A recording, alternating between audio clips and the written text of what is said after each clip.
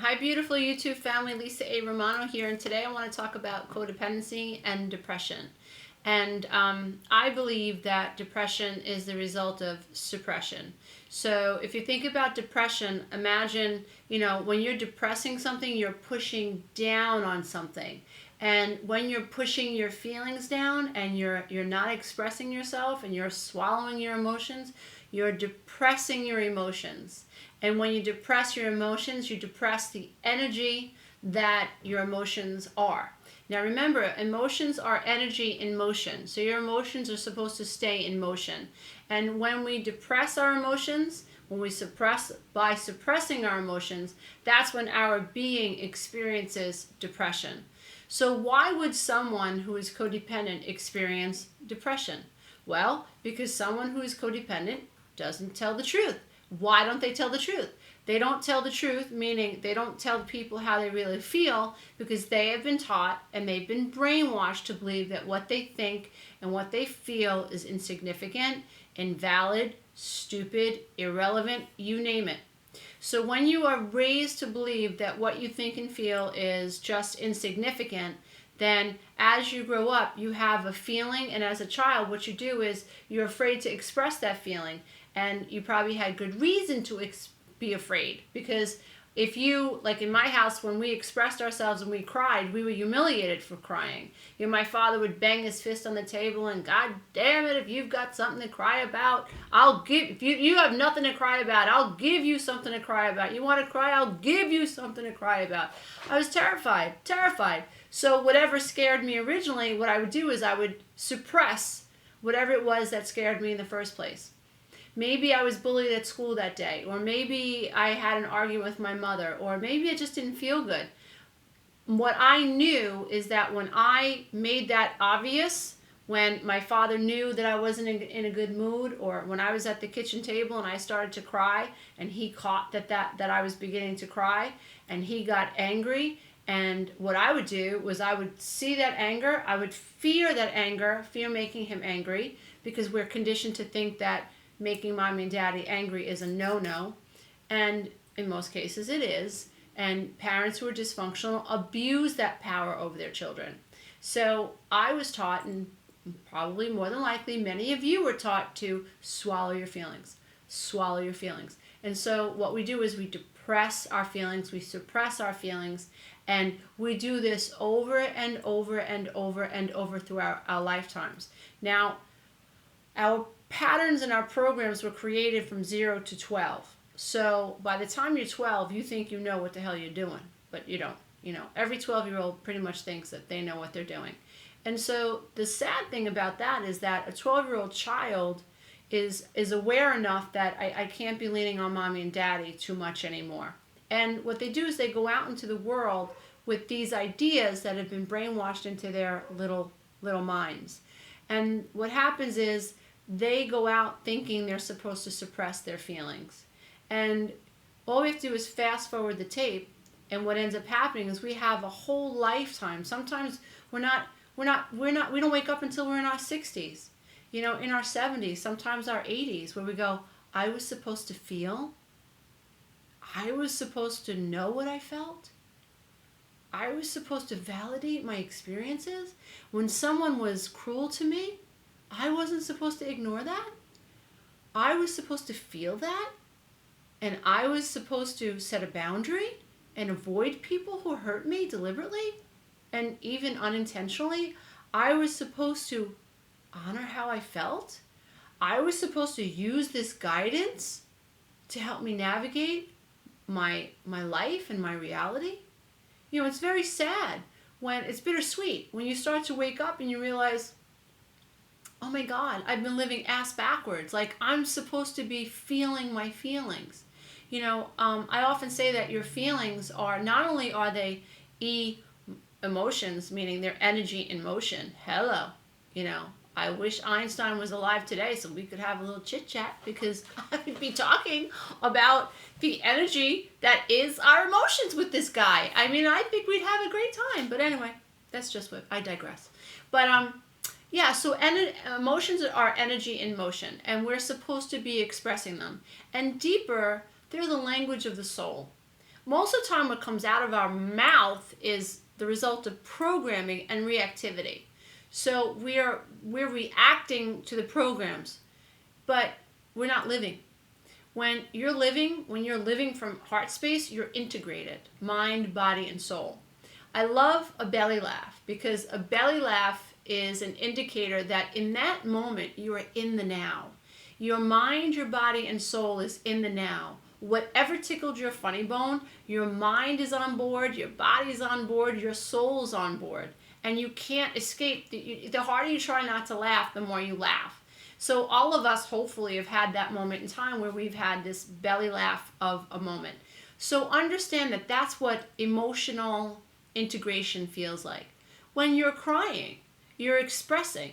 And when you're weeping, dear ones, it's okay to weep. It's actually essential because life is oftentimes, full of good things and full of bad things, and both are neither, well, let me put it this way, happy things, sad things, but neither experience is good or bad. They're just experiences on this ride called life.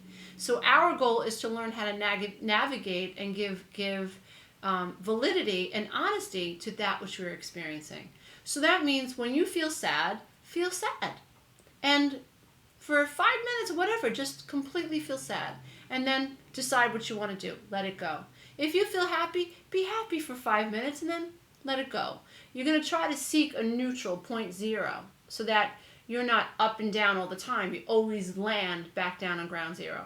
So this video is about codependency and depression. So I hope that I've driven home my point that depression, this is depression. And when you have a feeling and you suppress it, you're depressing your emotions, right? So now what are emotions? They're energy. Now, when you're suppressing your emotions, you're depressing your energy. And that's why we feel depressed, because we're not expressing ourselves. So I've come up with what I think is a pretty good way of coming out of that. And so, like in algebra, it's 2 plus 3 equals 5.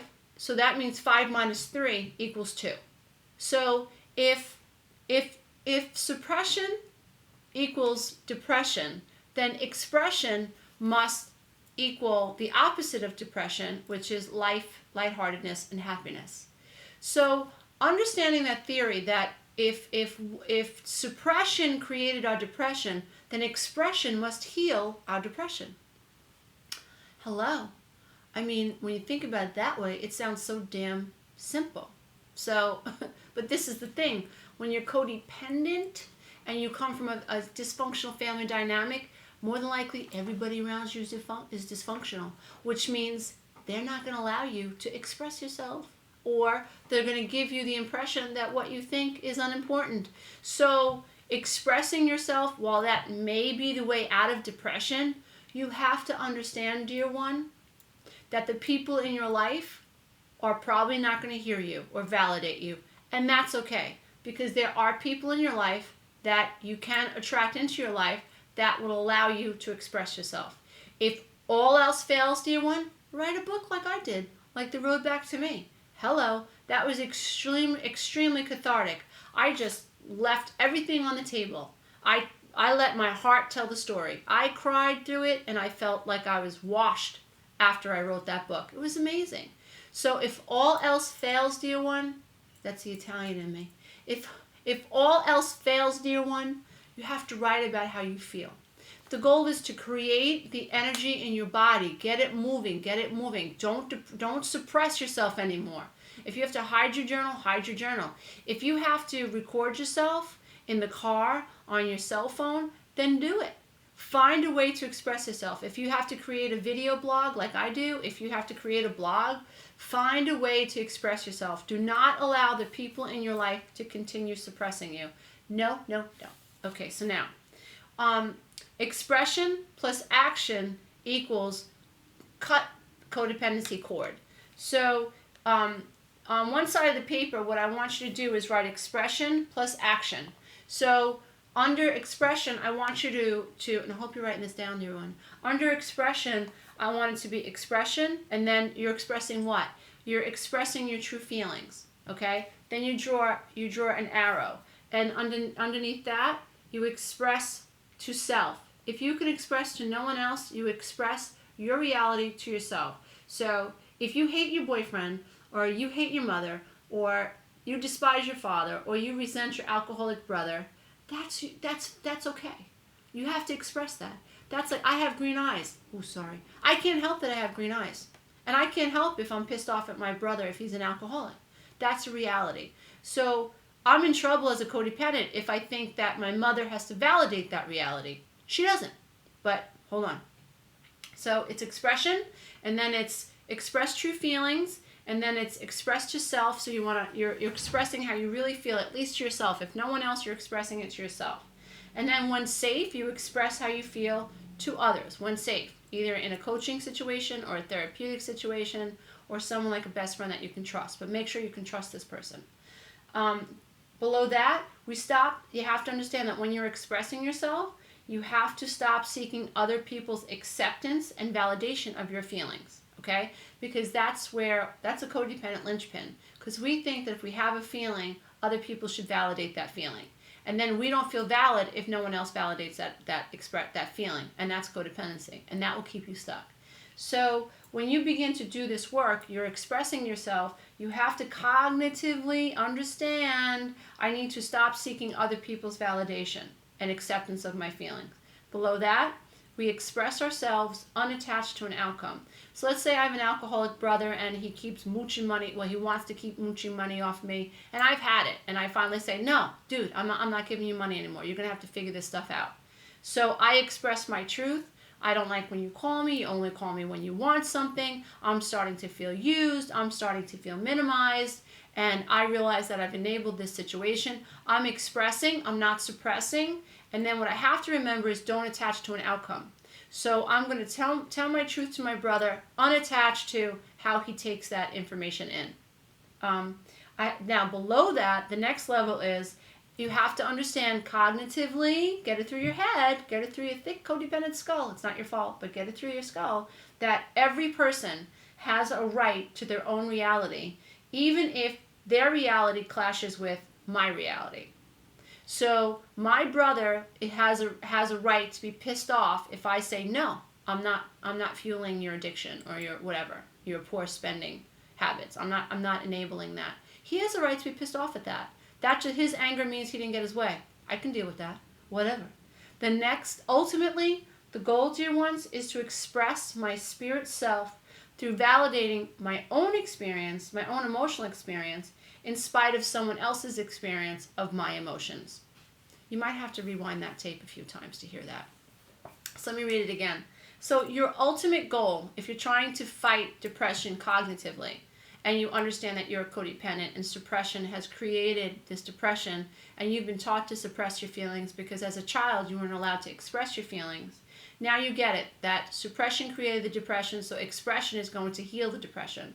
So ultimately you have to understand that the goal is to express my spirit self through validating my own emotional experience of others in spite of someone else's emotional experience of me.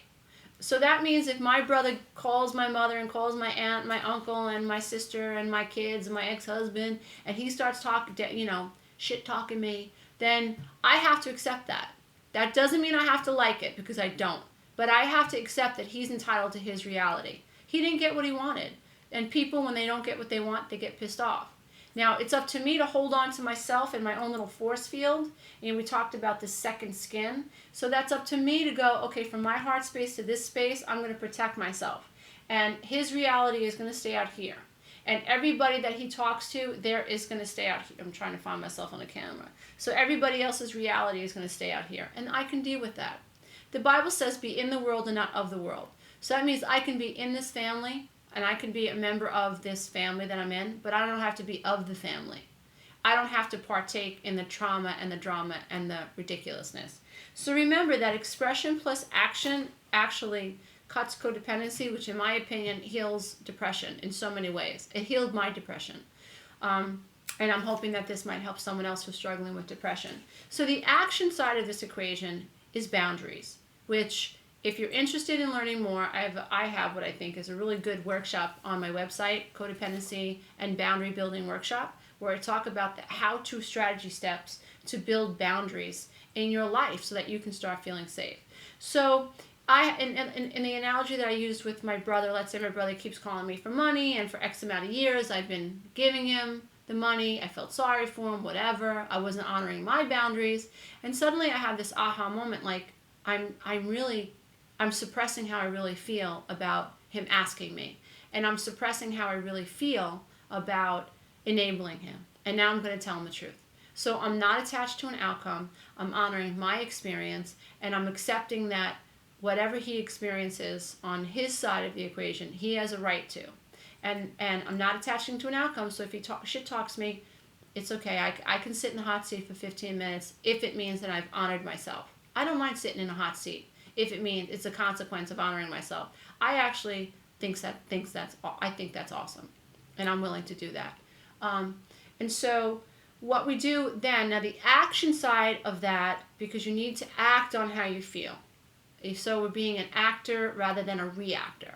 So I decide that I'm going to tell him the truth, and my boundary is no more. I'm cutting him off. So that's the boundary. That's the action side of this equation. Now another action step might be is when I get a phone call the next day from my mom, and I know, based on history, she's going to start talking about what my brother said to her about me. I don't answer the phone call. That's an action step. I'm choosing not to engage in this conversation. Or if I answer the phone call and my mom starts going down that road, I choose to cut it off. Mom, listen, I don't want to talk to you about my personal relationship with my brother, and I'm choosing to end this conversation now. Love you, bye-bye, ciao. Talk to you next week. Click. That's an action step. If my brother then blocks me from Facebook or starts talking badly about me on Facebook, I can delete my profile, or I can block him so I no longer see those notices. So I hope, dear one, I really, really hope, because depression, you are a candle in this world. You are a light bulb in this world. You are the light of this world. We all are. And collectively, we have the ability to raise the frequencies of this planet by becoming light body activated. And depression inhibits our ability to tap into that light and that love that we are. Expression, even if we're just expressing it to ourselves, helps us lift the depression and allows us to become more light body activated. So I am hoping that my little formula for beating depression in some way is able to help you out there. And if so, I would love to hear your thoughts. Thank you so much, dear ones. It's the holiday season, and I just want to say namaste to each and every one of you, and I bow to the love and the light that's in you, dear one. Namaste.